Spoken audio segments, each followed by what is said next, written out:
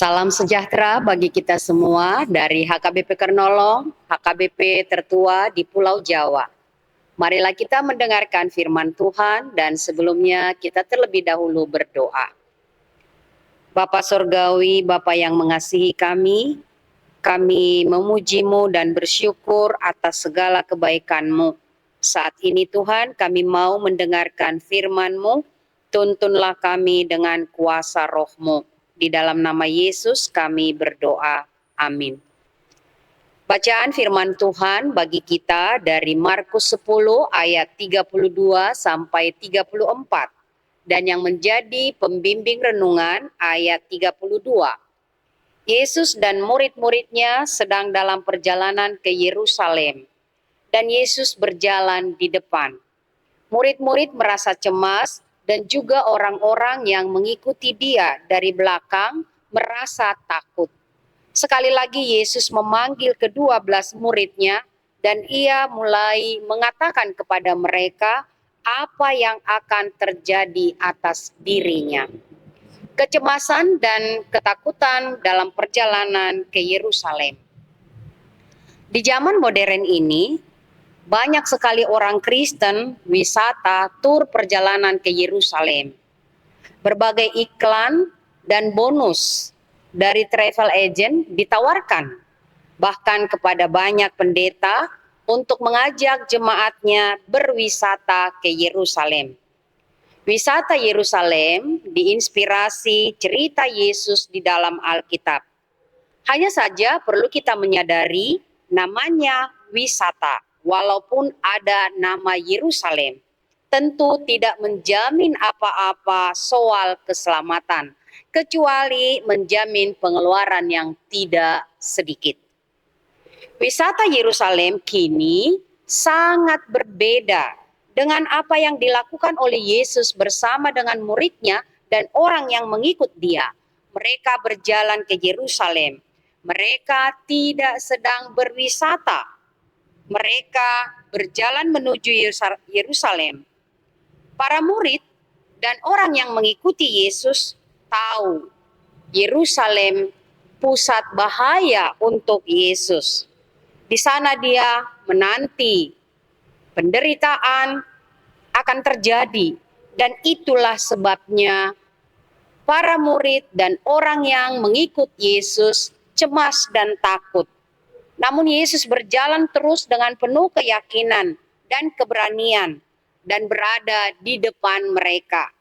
Yesus menegaskan kembali apa yang terjadi padanya, bahwa para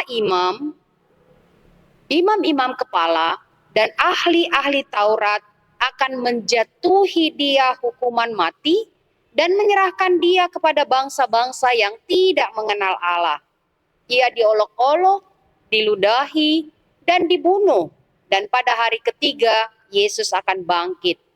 Perjalanan menuju Yerusalem bukan wisata, tetapi menggenapi perutusan Bapanya, menjalani penderitaan untuk menyelamatkan dunia, menyelamatkan kita orang-orang berdosa yang percaya kepadanya. Berbagai macam alasan saat ini membuat kita mengalami kecemasan dan ketakutan, ancaman bahaya kehidupan, bahaya hilangnya perlindungan keamanan sebab semakin banyak kejahatan yang terjadi saat ini, ancaman hilangnya penghasilan karena pemutusan hubungan kerja, ancaman hilangnya kesempatan mendapat pendidikan karena biaya sekolah yang semakin tinggi, ancaman hilangnya rasa percaya diri karena berbagai penderitaan dan tekanan hidup dan persaingan yang sangat berat di saat ini. Perjalanan hidup menuju Yerusalem, Yesus ada di depan kita. Ia ada untuk menyelamatkan kita. Tuhan tahu semua ketakutan dan kecemasan yang kita alami. Dan Dia memastikan kita hidup dengan kematiannya dan kebangkitannya agar kita hidup penuh harapan di dalam Yesus. Serahkan semua kecemasan, ketakutan, kekhawatiran kepada Yesus Tuhan kita. Dia ada mendahului semua jalan yang akan kita tempuh. Tetaplah berjalan di belakang Yesus, ikutlah dia di dalam semua perjalanan kita saat ini. Amin, kita berdoa. Bapa Surgawi, Bapa yang mengasihi kami, terima kasih untuk kebenaran firman-Mu yang mengingatkan kami. Perjalanan-Mu ke Yerusalem untuk menyelamatkan kami.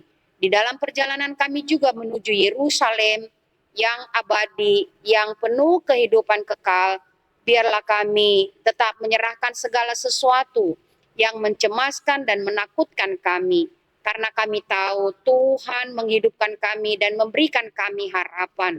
Engkau berjalan di depan kami Tuhan, dan kami mau mengikutimu karena Engkaulah sumber kehidupan, sumber pengharapan kami. Teguhkan kami dengan kebenaran firman-Mu. Engkau Tuhan yang menyelamatkan kami. Di dalam nama Yesus kami berdoa.